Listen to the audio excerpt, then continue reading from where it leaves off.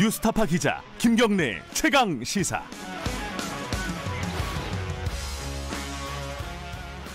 김경래 최강 시사 2부 시작하겠습니다.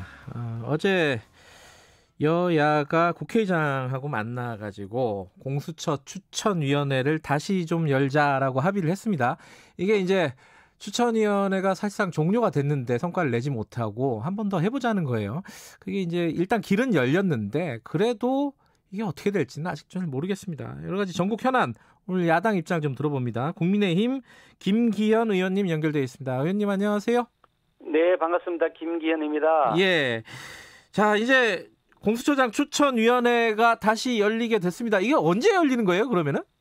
정해졌나요? 글쎄, 그거를 당에서 결정하는 거 아니고 추천위원회에서 결정하는 것이니까. 예. 그쪽에서 의논을 하겠습니다만. 예. 조만간 열리지 않겠냐 생각을 하죠. 일단 좀 궁금한 거는 지금 10명의 후보가 이렇게 추천이 됐었잖아요, 원래. 그 후보로 계속 논의를 하는 건가요? 아니면 야당 입장에서는 새로운 후보를 추천을 하려고 하는 건가요? 어떻게 되는 겁니까?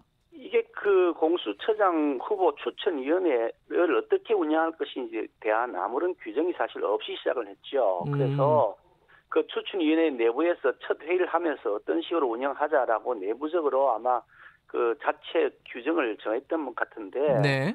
그게 매우 엉성하고 준비가 덜 돼 있는 상태에서 했는 것이 아닌가 생각을 하고요. 예.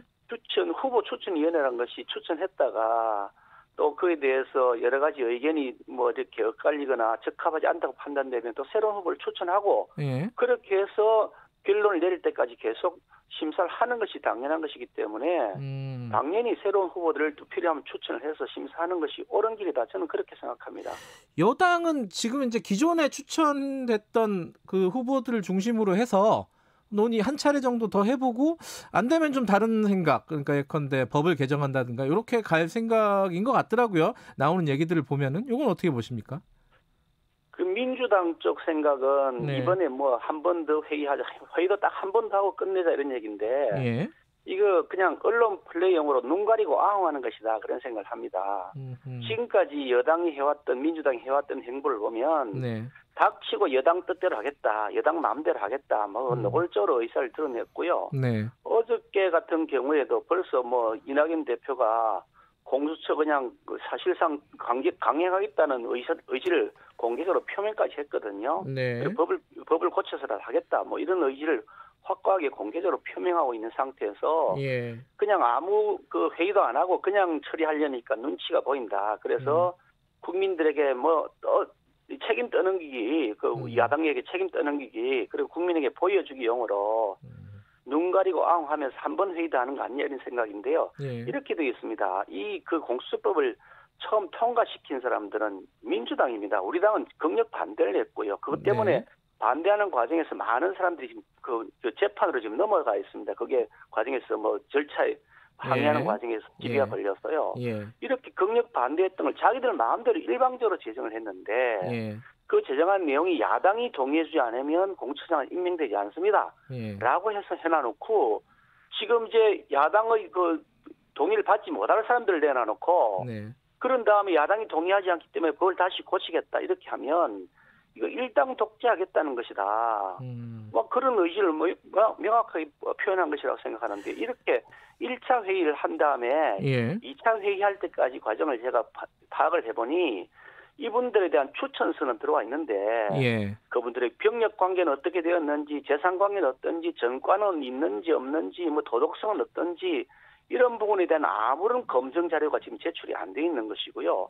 자기 정치적 소신, 특히 이게 정치적 중립성이 굉장히 중요한 자리인데 그 부분에 대해서 본인의 정치적 견해나 소신, 업무를 하겠다는 비전, 철학 이런 것들에 대한 아무런 자료도 제출이 안 돼 있다는 겁니다. 깜깜이 밀실 심사를 하는 거죠. 이 상태에서 사람 이름 갖다 놓고 이 사람 할래 말래 투표하자 이렇게 해서 결론을 내어지면 우스운 거죠. 그러니까 이분들에게 그런 병력이나 재산, 전과 도덕성, 정치적 소신, 정치적 중립에 관한 의지 이런 것들이 공개적으로 국민들에게 알려진 상태에서 그것을 가지고서 심사를 하도록 하는 것이 맞다. 그래서 자료의 제출도 저희들이 필요하다고 하고 면접도 필요하다고 했는데 그거 다 무시돼버리고 무조건 얼굴만 보고 사진만 보고 투표하자 이렇게 하는 방식으로 한다면 네. 이건 심사가 아니죠. 그냥 뭐 찍어 눌러서 누구 그거 정지하는 것이죠. 네.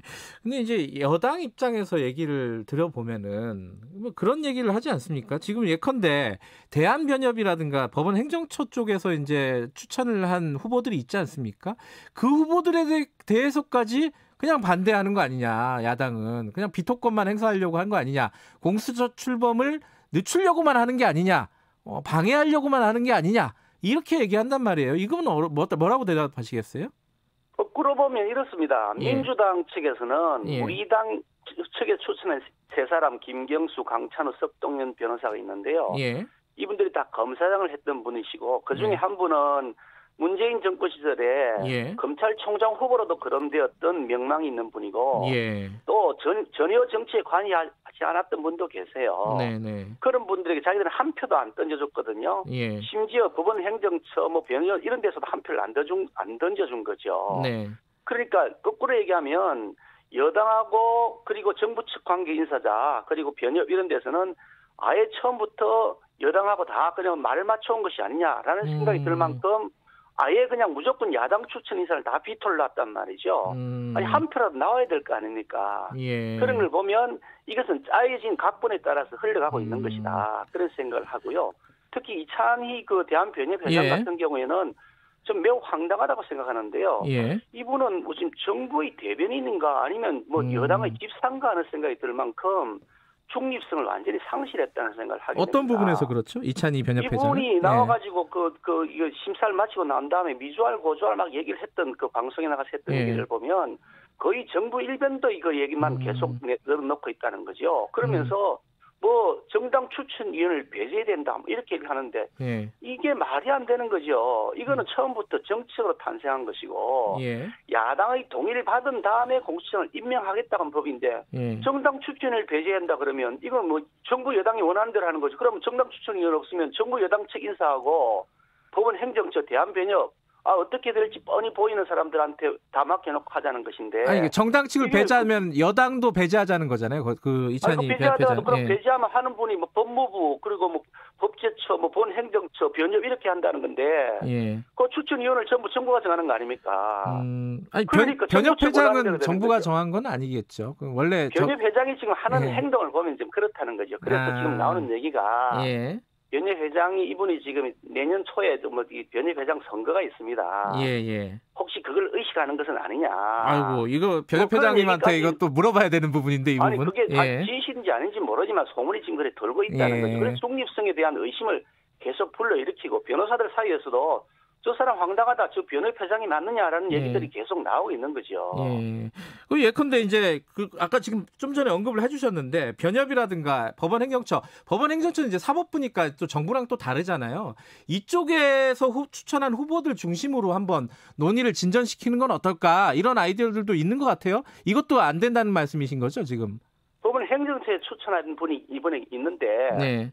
이분의 그 경력이라거나 그동안 추천의 이유를 저희들도 아직도 이해가 잘 수가 모르겠다. 없습니다. 이분이 대한변협 그 법원행정처장이 옛날에 법무부인 그 D라는 법인에 있었는데 네. 그때 같이 있었던 분이라고 해요. 예. 아마 그 밑에 있었던 분인지 어떤지는 잘 모르겠습니다만 예. 그래 같은 변호사 사무실에 있었던 분이라고 추천했다. 이렇게 언론에 보도가 되어 있는데 그 외에는 이분이 도대체 어떤 정도의 능력을 가지고 있는 분인지 그리고 이게 뭐 수사의 경험도 전혀 없는 분이시고 이런 분을 공수처장으로 임명해서 뭘 어떻게 하겠니 자기의 전문성에 대한 검증이 안 되는 거죠. 그러니까 이 사안은 자체적으로 처음부터 야당의 동의를 받아야만 되도록 여당 스스로가 법을 만들어 놨으니 추천하고 논의하는 과정에서 여야가 협의를 해서 이 정도면 정책 중립에 대해서 우리가 이 정도 같으면 우리가 신뢰할 수 있겠다는 생각이 드는 분이 있으면 저희들이 왜 동의하지 않겠습니까? 그러니까 자꾸 정부 여당 측 인사를 내세워놓고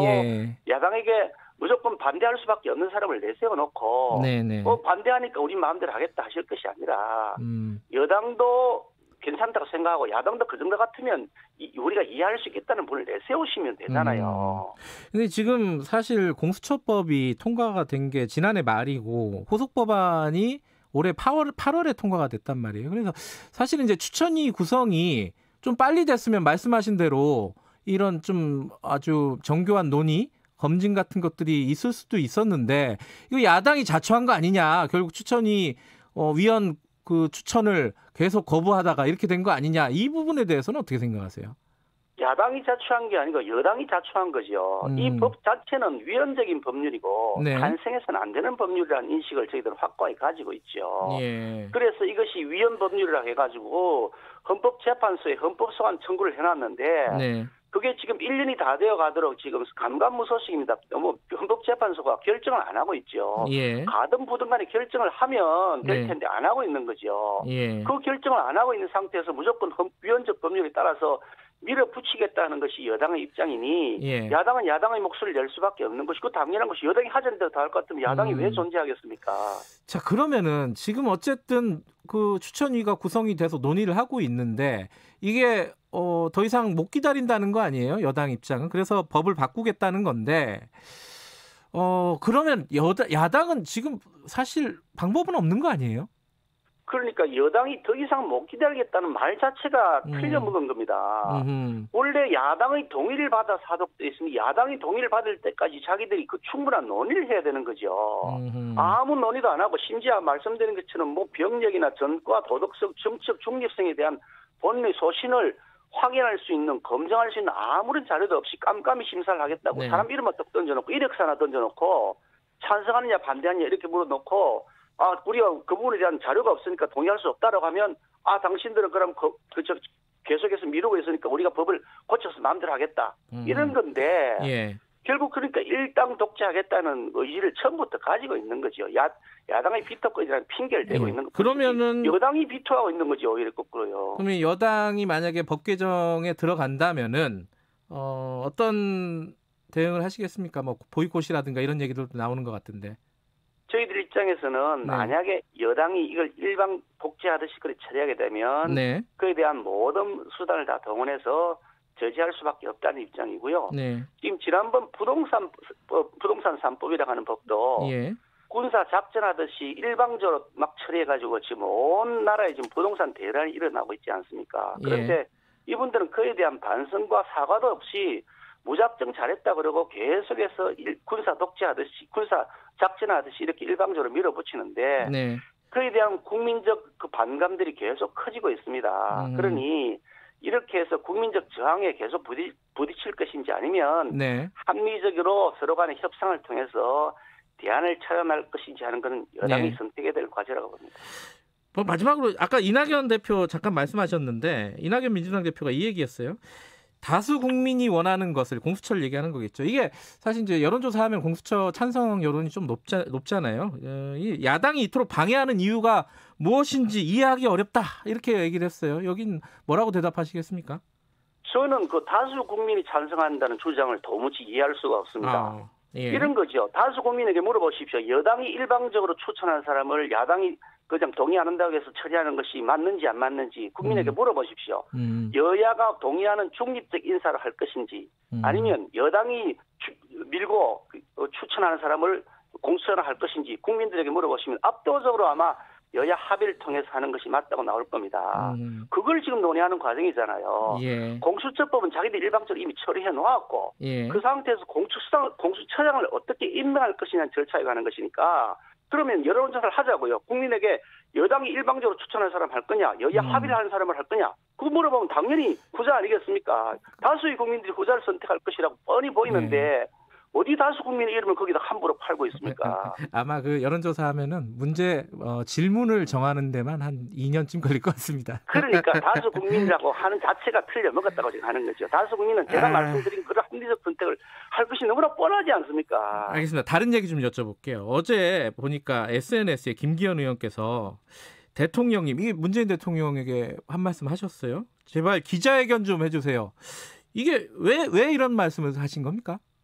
대통령께서 예. 본인 스스로 말씀하셨습니다. 네. 본인 스스로 언제인지 국민들 앞에 나와서 네. 광화문에 나와서 대화하겠다. 네. 그렇게 다 말씀하셔놓고 예. 그동안 기자회견 했는 걸 보니까 공식적으로 했는 게 6번밖에 파악이 안 됩니다. 공식이요? 그 이명박 대통령 시절에 20번을 했고요. 노무현 대통령이 무려 150회 기자회견을 했는데 네. 도무지 소통이 안 됩니다. 광화문에 나와서 수많은 사람들이 대통령에 대해서 뭐 하고 싶은 말씀들 하신다고 항의를 하는데도 네. 차벽으로 그 재인산성이라고 그러나 물리산성이라고 저희들이 부릅니다만은 산성 쌓아놓고 아예 지금 대화를 차단하고 막고 있지 않습니까?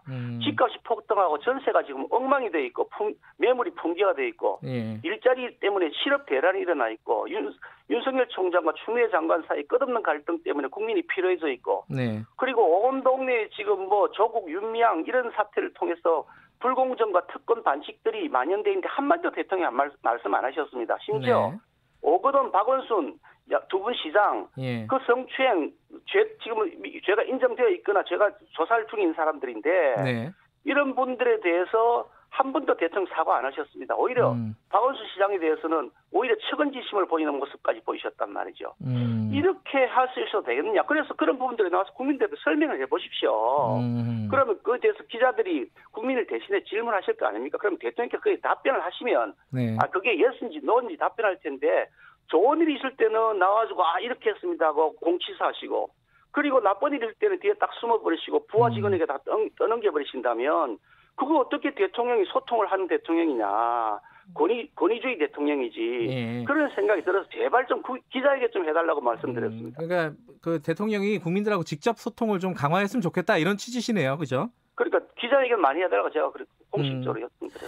알겠습니다. 지금 좀 전에 그 부산시장, 서울시장 얘기 잠깐 하셨는데 그 선거 얘기도 하나만 여쭤볼게요. 지금 사실 이번 선거는 그 박원순 시장, 오거돈 시장이 공석이 되면서 지금 진행이 되는 거라서 야당한테 상당히 유리할 것 같았어요. 근데 막상 지금 요새 판세들, 뭐 여론조사들을 보면은 이게 박빙으로 나오는 데도 있고 엎치락뒤치락 하는 데도 있고 막 그렇습니다. 이게 야당이 뭔가 제 힘을 발휘하지 못하는 거 아니냐 이런 얘기들이 좀 있어요. 이게 인물난이에요. 뭐라고 분석을 하십니까?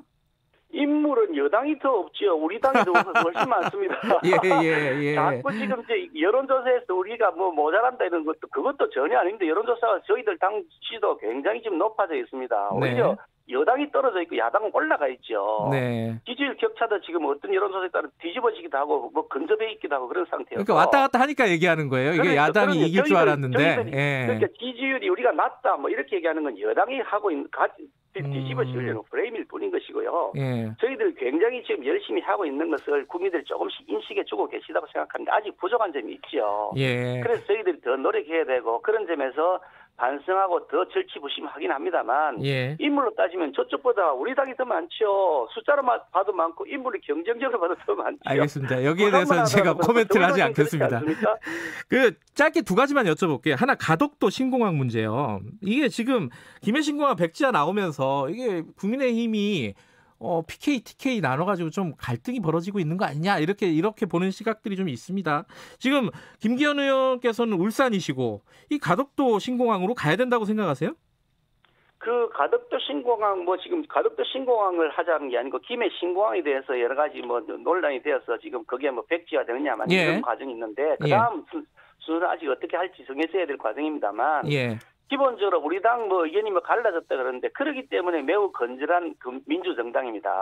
획일적으로 누가 지시한 따라다가서 한마디도 못하고 입 닫아 그러면 입 닫아버리고 그리고 내질러 그러면 한꺼번에 내지르는 그런 당이 있습니다. 우리나라에. 그런 형태의 당은 그거는 말이 당이지 거기 정당이 아니죠. 자유민주주의 정당이 아니죠. 우리 당은 여러 가지 다양한 의견들이 있고 때로는 그것이 서로 간의 갈등을 일으키기도 하지만 그렇다고 당이 쪼개지는 않지 않습니까? 그러니까 각 지역별 이해관계가 다르죠. 지역별 이해관계가 다르다 보니까 그걸 의견을 수렴해 나가면서 그렇게 해서 민주적으로 의견을 최종적으로 결론을 지을 겁니다. 알겠습니다. 어제 김종인 위원장이 3차 긴급 재난지원금 얘기를 꺼냈습니다. 이거 어떻게 보세요? 지금 준비를 해야 되는 시점이라고 보십니까? 그 재난지원금이 지난번 총선 이번 4월 총선을 앞두고서 이제 그 지급이 되기 시작하면서 우리 사회에서 논란이 되기 시작했는데요. 코로나가 지금 계속 확산되고 있는 추세이고 연말까지 진정되지 않을 것 같아 보인다는 그런 상황이지 않습니까? 그러니까 아마 이게 보나마나 내년에 긴급 재난지원금이 또 필요할 것으로 보인다고 예견되기 때문에 어차피 재난지원금을 지급할 바에는 이거를 추경 예산으로 처리하는 것이 아니라 본 예산으로 처리하는 것이 맞다라고 보는 거죠. 왜냐하면 추경 예산을 처리할 때는 이미 본 예산에서 당초 예산의 지출 항목이 다 끝나버렸기 때문에 지출 항목이 조정이 거의 불가능합니다. 그러다 보니까 거의 전부 국채를 조달해서 추경 예산의 재원을 사용하게 되는데 본 예산에서 긴급 재난지원금을 만약에 우리가 배정을 하게 된다면 네. 지출 항목의 조정이 가능합니다. 그러니까 쓸데없는 예산을 최대한 줄이고 네. 불필요한 예산, 가용재원의 폭을 넓히기 위해서 좀 미뤄도 되는 사업들 그걸 뒤로 미루면 되는 거거든요. 그러니까 국채의 발행을 최소화시킬 수 있다는 그런 장점이 있는 겁니다. 어차피 필요한 것이기 때문에 효율적으로 예산의 재정의 사용을 위해서는 사전에 준비하는 것도 오히려 필요할 수도 있다는 거죠. 예, 가게 살림을 살아봐도 그런데요. 예. 내년 3월 달쯤에 무슨 돈이 필요하겠다. 내년 4월 달쯤에 무슨 돈이 필요하겠다는 생각이 들면 이번 금년에 내년 예산을 짤 때 내년에 무슨 저금을 얼마나 해야지 좀 지출을 얼마나 줄여야지 하지 않습니까? 알겠습니다. 똑같은 이슈죠. 예. 나라 살림도 그런 겁니다. 여기서 마무리해야 될 것 같습니다. 고맙습니다. 네, 감사합니다. 국민의힘 김기현 의원이었습니다.